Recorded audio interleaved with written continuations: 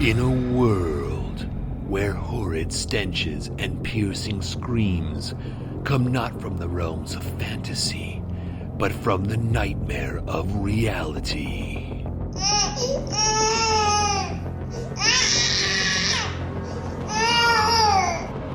Come two heroes, bonded by love and the kind of desperation only parents can know.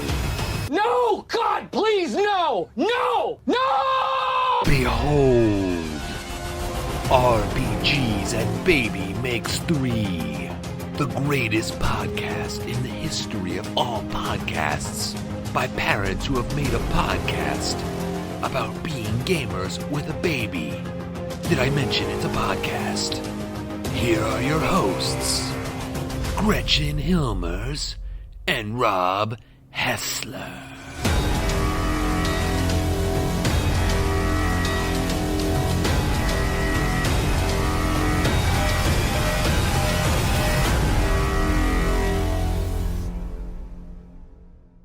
And this is RPGs and Baby Makes 3, Rob Hessler and Gretchen Hilmers. Well, now, I don't call you luminescent on this podcast. No, and I'm not feeling very luminescent. We made it. We made it. We're recording this at almost 8 p.m. Which, for some of you, doesn't seem very late at all. And I'm jealous of those people. We'll be in bed in less than an hour. Yeah, no doubt about it. For those other parents out there, we have been in the midst of... The boy has big emotions. Big emotions, and we just got over a sickness hump. Yeah, he's magical, but he's also simultaneously really hard, and it's all fake. Like, he can just turn it off. Like, yeah. Well, not all of it, but a lot of it is like, he'll just turn it off. Yeah. Like, tonight is pretty funny. He's sitting on... We were potty training him, and he's sitting on the potty, pooping. And we're telling him, like, dude, okay, it's time. You're done. Let's get up and clean you up. And please, for the love of God, let's put the smell away. And he just reached for the heavens dramatically. And no! Yeah, and it was clawing upwards at the sky, the ceiling. Why, God, have you forsaken me? I don't want to get my butt wiped. Why must I get off of the potty? Really funny. Oh, man. And so we left him on there for another, 5 minutes, I think, or maybe a little bit longer. Oh, man. But yeah, I mean, it's just, but at the same time, he's just incredible too. I mean, he just has those moments where he's so sweet and so wonderful and so amazing that it just totally warms your heart. Yeah. I think nature does that. Yeah. On purpose. You know, it's also interesting because when we get old, for me at least, as I've gotten older, my emotions are less high and low than when I was younger. Like, it's not that I don't have experience, really high highs and low lows, but, I guess I just kind of manage my emotions a little bit better as I've gotten older, even than when I was, 20 years old, or 25 years old compared to now. And I think, you go back to a toddler, and they just have none of that control. No. I think what helps me is my Wellbutrin.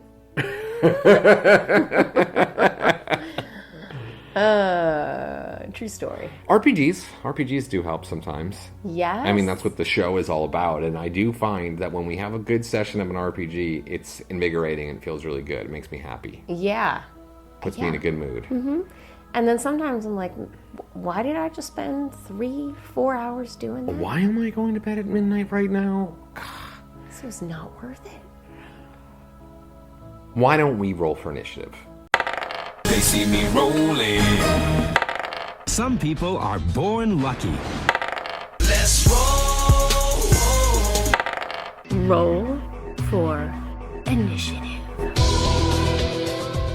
So, speaking of games that we've played recently, we finished off the short Blades in the Dark campaign, successfully, I might add, and in as much or more trouble than we were before we started the final mission.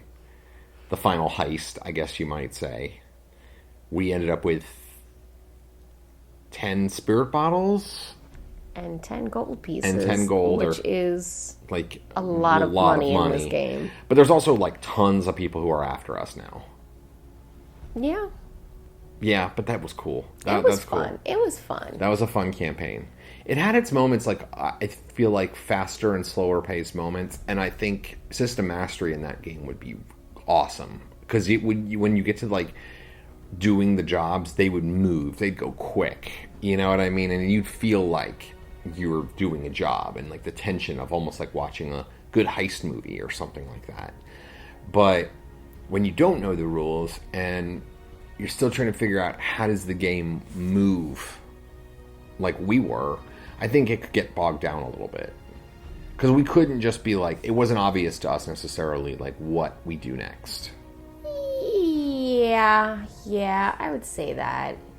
But I liked the world that has been built around the game. Mm-hmm. I enjoyed this idea of spirits being dangerous and scary, and that's cool. We didn't really focus too much on that. I mean, I love that you're just in the criminal underworld. Like, that's the thing. My character, the whole time I was working on this, I don't know what you call them, like this, I had set a clock for it. I was doing something. I was trying to complete a mission, or guess whatever, like a side quest on my own. What are those things called? I set a clock for myself. Anyway, I was trying to, and it was helping the Skovlin rebels, which was like, I was a Skovlin. That was my ethnic background for my character. And over the course of the 5 sessions of the campaign, like, I got kind of into that component You of did. it. Your character is nuts. And that was neat because there was kind of that meta game of trying to make that happen. And then when you'd have downtime, when I had downtime actions, I would always do that. Or if I was looking for information, I'd always go to my Skovlin contacts. And I made this whole thing up. I didn't read anything about Skovlins. I have no idea who they are, really. But I kind of made that a part of the character. And that was fun. And I felt like that system really allowed for that in a nice and interesting way. Mm-hmm. That was definitely a positive. The clocks were interesting, but I never really looked at them. No. Did you ever really look at them? No, just the big red one that was on my character sheet. The one that was on my sheet, yes, yeah. I did. But the ones that were like being set by Tamsa the GM, I never looked at those, and I guess I should have. And occasionally, I guess I would glance at it, but it just wasn't anything that really, like... You know, I think the clocks didn't necessarily bug me because I knew it was like a short-term campaign. Yeah. So whatever happened to those clocks was, you know, kind of inconsequential with the timeline that we had. Well, that might be a bit problematic then if you think about that. You know, maybe the clocks need shorter time spans. You know, maybe they need to be based on shorter campaigns. Yeah, because so that way that you don't... So, like, be more aggressive with it, maybe, if you're doing a shorter campaign, because it's just not... Like, you're not going to care as much. Because you're right, I didn't really even think about it. Now, I will say, however, that the tension that we were creating was clear to me. And that might have been represented mechanically by clocks, but that I was just feeling it because I knew that the Bill Hooks, which was like a gang, they were after us. We knew that the Lady of the Lights, or whatever her name was, I can't remember. Irene, yeah. Irene's House of Delights, or whatever. For me. Good job, yeah. Irene, I knew that she was getting antsy about us, like, delivering her bottles. And then there was those people that served us human meat, and that whole gang, which is, I can't remember the name of that gang, but we had made like a second meat pies? They were making the meat pies. Yeah. And but anyway, I was feeling that all of those guys were on us. And so it definitely felt like, even though I didn't pay attention to the mechanical component of the clocks. I definitely felt like I paid attention to the tension of the things that had clocks on them. So, I mean, I guess that's probably better, that you're not looking at the widget, that's the widget. And instead you're actually like just playing the game and you're feeling it naturally in the game. I agree with that. We also played Ironsworn, our first session one. So you can find that on the RPGs and Baby Makes 3 YouTube channel, as literally some people have.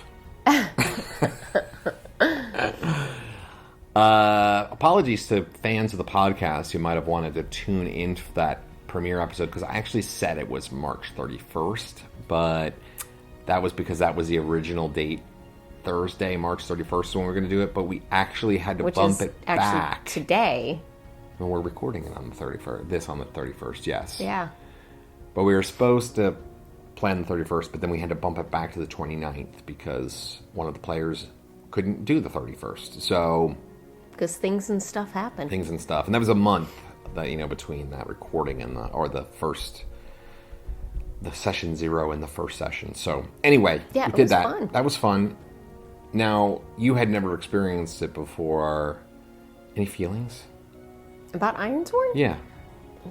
Initial thoughts, reflections. I mean, we just kind of started going, so I don't really know too much about the mechanics. I liked the cooperative storytelling element to it. I liked the ability to shape your characters, I guess, injuries or failures, I would say. Misses is what they call them in the game. It's like a miss, yeah.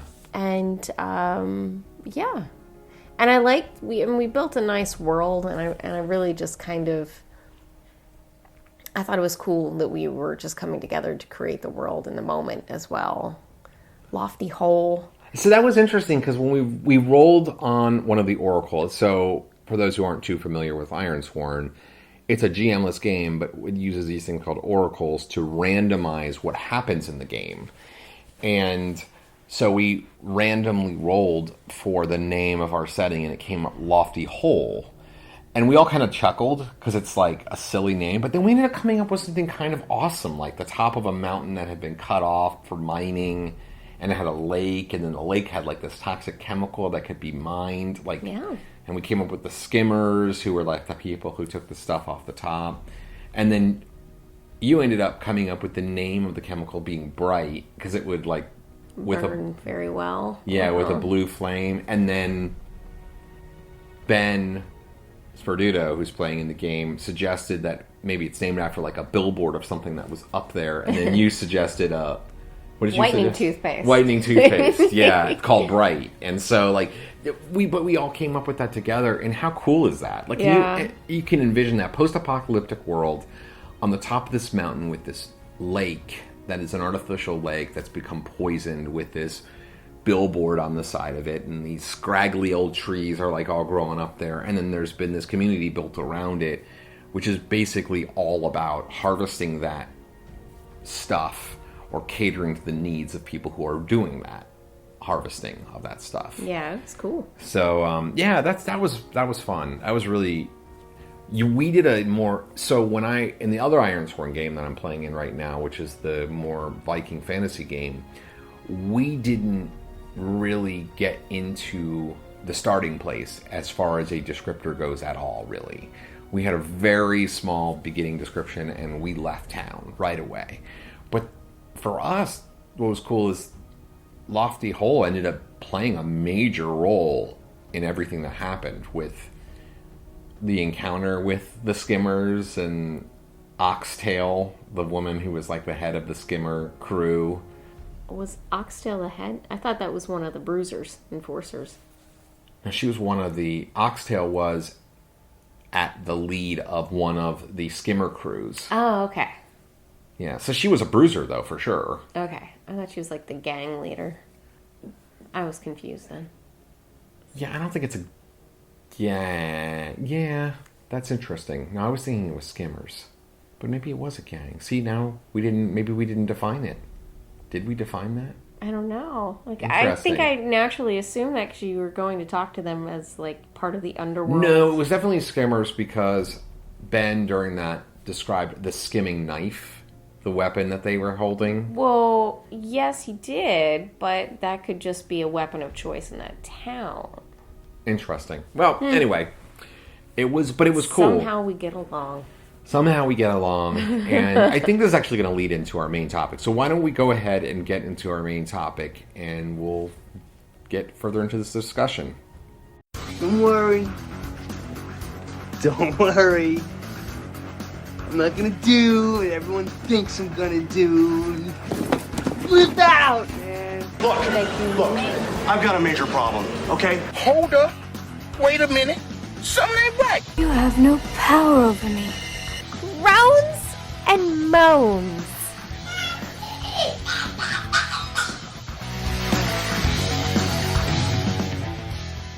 So we were talking today, we wanted to talk about storytelling versus gaming, because I think that there's a bit of a difference. And I think it's kind of really in my consciousness right now because of all the Ironsworn that I'm playing. And one of the things I think is really interesting about Ironsworn, like when you read the book, the core rule book, it's always talking about do narrative first and then make the move, roll the dice. So you describe everything first and you come in with the moves second. So it always feels like you're just telling the story and that the mechanics sort of help you tell the story, rather than, at least for me, it doesn't necessarily feel as much like a traditional game, except for when I'm rolling the dice. The dice is the time when it feels like a game, but it's almost like every other part of it does not feel gamey to me. I don't know, what do you think? I don't know. Well, storytelling versus gaming. What do you... Well, yeah, but you have to think, like, I do a lot of gaming, and this is... Ironsworn is kind of my first venture into actual storytelling. But you would say there's a difference there. I would say there's a difference. I would say it's also hard to maybe put into words in some way, but I know we'll talk long enough until we figure it out. Well, I was just going to say what's interesting about this to me is, like, I feel like we've played a lot of games that touch on storytelling, but we never really, like, push that part of it as far as we could. Like, for example, let's say a game like the Supernatural RPG, which we love and we play all the time, and there's plot points in there, right? And so, like, right. we end up defaulting to using those mostly for roles, but I mean, those could be... It would allow the players to take a lot more control of the narrative if you all chose to go that route. But yeah, that's a good point. But I feel like this game, Ironsworn, the rules reflect storytelling first. You know what? There is more storytelling games than I think, because I feel like Aegon was more storytelling based. Yes, I think so too. Because you had to make that declaration at the beginning anytime you did something. Yep, and then if it passed or failed, you had to tell us how it passed or failed. So I guess that was pretty cool. Was that a Tamsa game too? Yeah, that was. Okay. That was such a great game. I love that game. Yeah, so I guess there is a little bit more than I think. Because I was kind of nervous going to Ironsworn, because we're going in with you, and you've been role-playing for a really long time, and you are a GM, so you're used to creating stories. And then there's Amanda Plagueman, who is a writer and a game creator, I guess we could say now. And then Ben Sperduto, who's also a writer and game creator. And then I roll up and just, hey man, what's up? Can I come hang out with y'all? And I was really nervous about it, but I think all of that angsty writing that I did in high school helped me out. I mean, I just think that and if also you're... all of the role-playing I have been doing and all of the storytelling gaming that is actually there. I felt like I could square off in the ring with you guys. You know what's interesting is that it just occurred to me, because you're playing this priestess of... What is she called? She's a spark of the Lady of Radiance, but I wouldn't say priestess. I think she's more of like an evangelical. Like, okay. priest, like a preacher. Psychopathic preacher. Yeah, pretty much, yeah. So you went on this really cool rant in the game, basically trying to manipulate the outcome of a confrontation between these skimmers and our characters. And like that was such a great moment of role play and like in the game, and it was exciting. And while I was just thinking about it just now, while you were talking, it reminded me of your Ten Candles character, who was different, but you played like you were in Crazy Cat Lady. Yes, and you were so in the role. Like when you did it, you were like all in, and that's another soul here. Well, that's another example, though. I think of a really storytelling-based game. That game is so storytelling. Low Stakes too. I played another Crazy Cat Lady in that. I think those two are pretty close in timeline. Yeah, it might have been. I know I get into characters where I'll play like a similar character for a little in several games, like kind of all in a row. Yeah. I don't know. That was my Crazy Cat Lady phase of pandemic. But I mean, those are storytelling games, and I honestly think, you can play any game and be good at it, I'm sure, but I think that... I don't know. I mean, there's some crunchiness out there that I just cannot... Well, that's what I was going to say, is I think you're a natural at the storytelling games as far as a player goes. Like, I felt like we were in the Ironsworn game, and, like...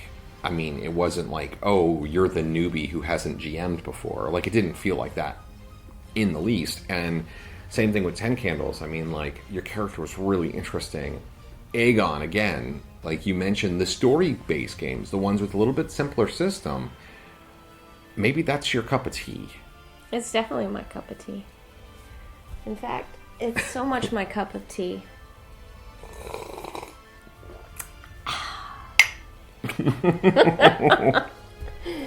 Cup of ginger tea, because man, my stomach. Oh my gosh. These days with this child. I'm actually drinking Holy Grail tea, and it's an herbal tea, and it has, if you're reading the ingredients list, it has all of these Monty Python and the Quest for the Holy Grail references in the ingredient list. Given to us by our good friend Brian McGregor and his wife Jen McGregor, and we were playing with Brian for quite a bit. Wait, did they give us that, or was that one of the 3 that I got for you to go along with your I think teapot?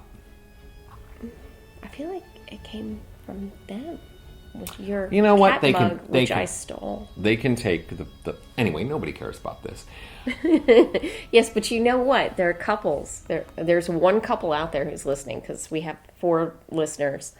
And they're like, I know this. I know how this goes. I know this part of it. We have more than 4 listeners. I'm going to tell you that. The podcast is not that popular, but the actual plays are. So, I don't know. What are you going to do? I think we say fun and interesting things, and that's all that matters to me. Because I'm the one who has to edit it.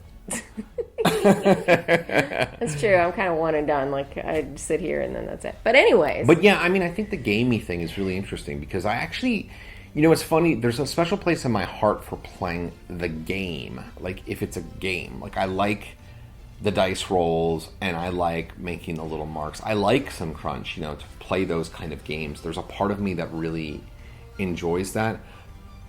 And I think if I had unlimited amount of time, I would probably enjoy those more than just a pure story game. But I think, given my... just let me finish. But given the reality of my life, which is, I don't have time for that kind of stuff. You need some escapism. It's not really realistic for me right now. Because there's lots of games that are crunchy that I like.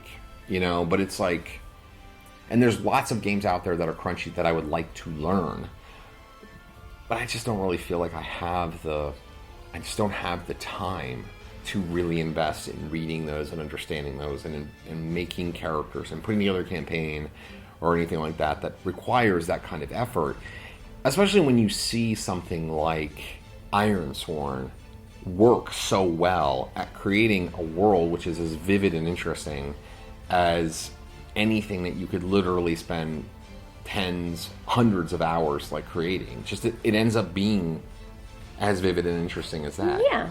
You know what I mean? Because and there's no extraneous effort. Like, none of the stuff that you make is stuff you're not using. You don't, like, spend any time considering anything that doesn't play a role in the game you are playing. It's like you don't have to have pages of other stuff. So it's like the amount of work it would take for me to make a crunchy, rulesy RPG game that hit that spot for me that I like, it was not worth the effort at all in comparison to just playing a game that is awesome and rules light and you could just jump right in, I think, at this point. I zoned out. You were just going, after a while, I was like, okay, crunch, things happening. Well, at least you admitted to it. Sorry. I mean, you should just kind of, like, say that about our conversations. Sorry, I zoned out. I think I sometimes do. It has been a long day. Why don't we make this? We'll keep this a short one. Let's get to the end of the show here. Well, I don't know if this is our best episode. I'm just going to say maybe it's not our best episode. So, but I don't know. Maybe the listeners... Would you say that to our son? Would you say, I don't know if that is your best... No, but let's just be real. Yes. I care about our son an infinite amount of times more than I care about this. Yeah, that's true. I mean, this is fun. This is very fun. I think part of the problem is we're talking about something that we agree on. Yeah, we need to disagree on something. Yeah. Yeah. What can we disagree on right now? Let's not go there. I don't know. I'm kind of curious now. I guess that'll have to remain a mystery to our 6 listeners. 6. I finished reading another book yesterday. It's I can't even remember the name of it nor the author. So what's the point of even me talking about it? I'm still reading Rabies. It's wrapping up. It's still pretty cool. You're right at the end, right? Yeah, but I think the book, I don't know what the publication date is, but the latest date that they mentioned is 2011. So I wonder if there's been any advancements in rabies research, or if we're just stuck. Now, I know for the last 2 years, probably all research has headed into a different direction, or a lot of it. But it's still a fascinating book. Rabies, y'all, rabies is terrifying. and as a parent, so the other night we went to a place where a dog licked my son's face, which, first of all, disgusting. But secondly, rabies can spread via saliva and mucous membrane contact. And there was a moment where I actually thought in my head, oh my God, now I need to worry about dogs licking my son's face. And I said to Gretchen, what did I say? I looked you right in the face. The dog definitely had rabies or something like that. No, I think I said Lincoln does not have rabies. No, I think you went the jokey way. Okay. Because, I'm not serious, but I'm also a little worried, Yeah, just like a tiny bit. You don't really think it's going to happen, but you're a tiny bit worried. Like, that there's this very remote possibility that could happen. Yeah, well, rabies in the U.S. is doing pretty good, so... Not a lot of rabies? I mean, I think here in Savannah we have, 1 rabies report a year. Oh, really? That's it? Yeah, we don't get a lot of rabies reports. Oh, dog can be licking our kid's face all the time, then. Actually, no, I just think that's just gross anyway. No. It doesn't have anything to do with rabies. I just don't... They're like dogs lick their butts and eat poop. And they're stanky. I don't... Bad breath. Dogs. Yeah, yeah, I guess. I don't really smell dog's breath that often. No, I'm saying you don't want that on you. There's so much stuff on our child. I don't know if some smelly dog saliva is going to matter. Might actually clean him. So I remembered the title of the book that I just finished. The Heresy Within. And the first name of the author is Rob. I don't know his last name, and I apologize for that. And now you probably say, well, how could you... Maybe it's Haynes. I'm not sure. You probably how could you not know this author's name? Fair. But the thing is, I read so many of these books that I'm just like... Really? I'm going from one to the next. I mean, I have no idea who wrote the rabies book or, some of the other books I've read this year. You don't know who wrote those books? I know Carmen wrote the Audacity series. I cannot remember their last name right now. So what you're saying is it's not uncommon to not know the author of the book that you're writing. I don't necessarily pay any attention to what the author's name is unless there's some notoriety to it, or I really love that author and follow that author, like Mary Roach. So I read this book and it was solid. It had some good characters, but I think that I'm going to say it right now. I think I'm getting a little bit burned out on Grimdark. I've read so much of it in a row, and I started with the best. That's why you wake up tired. Maybe you're having nightmares and you don't know it. I don't think I'm having nightmares about Grimdark. And especially because I don't really feel like this was a nightmare-inducing book. The characters were really interesting, but I guess what I'm just feeling is there are certain tropes that are really common in Grimdark literature now, in this fantasy Grimdark stuff that I've been reading, is that it's just like, oh, there's that character again. You know what I mean? And it's just, I think I need something new. I need something different just to kind of cleanse the palate, I think. So I'm going to read something else. I don't know what I'm going to read yet. I haven't decided. Something funny. I was considering doing something a little bit very different. I want to do something very different. You have a good laugh. I like hearing your laugh. I don't know what I would read that's funny, though. So if there's any audience members out there, listeners, I'm going to start reading it tonight. Well, no one's going to be telling us a book tonight because you still have to edit this. Yeah, well, tell me a book. A funny book. It could be funny or just good. Just good. Well, you got Brandon Sanderson stuff. You can catch up with him.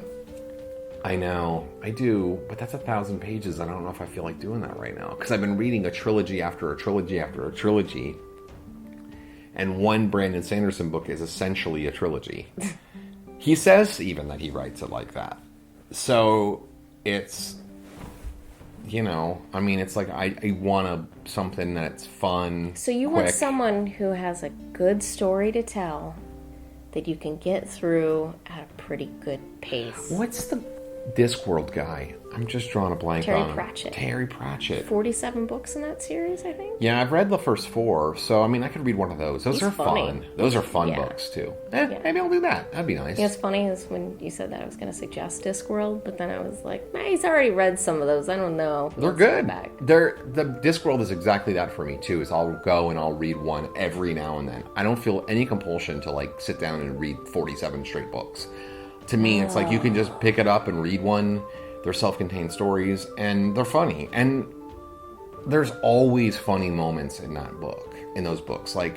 He's so clever as a writer. I don't think it translates. I watched some of that, the one that he wrote with Neil Gaiman. Yes. You know what I'm talking about. It was about the Antichrist and... God, what was the name of that? And it just came out as a television series recently. I watched some of that, and even that book I couldn't really get into. It was funny. I just couldn't get into it. I don't think it translated on the screen as well as it did in book form. I think Terry Pratchett's a great writer. I think he's great, and I think he's funny, and I think he's incredibly clever. And a lot of the most clever parts of his books are total asides. And so, it doesn't really... Sure, the main storyline is good and clever and funny, but it's the asides, which you can't... It's really hard to pull off, in a movie or a television show. That's half the fun. So anyway, I might do that. That's lots of jibber jabber. Yeah, that's lots of jibber jabber. Let's get out of here. We do have another Ironsworn episode, post-apocalyptic episode coming up soon on YouTube, so I don't know what the date is, though, so I'm not going to say it. So tune in for that. Just tune in every day until you see it. Or maybe we'll do the newsletter notification. Not a newsletter, but just email notification. Hey guys, we want your attention. Yeah. We're tired. listen to us jibber jabber. I'm just while gonna. we're tired. I'm gonna overlay an applause track right now. So we're hearing some applause because we did it. This is not our greatest effort, but you know what? We did. Trying. Congratulations on trying. You know what? As kindness makes us strong says, kindness is cheering. Mm-hmm. And it shows in that picture. There's a kid who's in last place, and there is a snail who is beating him to the finish line. And all of his friends are cheering for him. Yeah. So you, our friends, all 6 of you, you should be cheering for us right now, because we are cheering for you, because you did it. Yeah. Let's get out of here, Gretchen. How about a high five? Oh, we did it. Yeah. All done. RPGs and Baby Makes 3 is a production of Gretchen and Rob sitting on their couch. Email the show at rpgsandbabymakes3@gmail.com. You can find more episodes on Podbean, Spotify, and iTunes, as well as on our free Patreon page at patreon.com/RPGs and Baby Makes 3.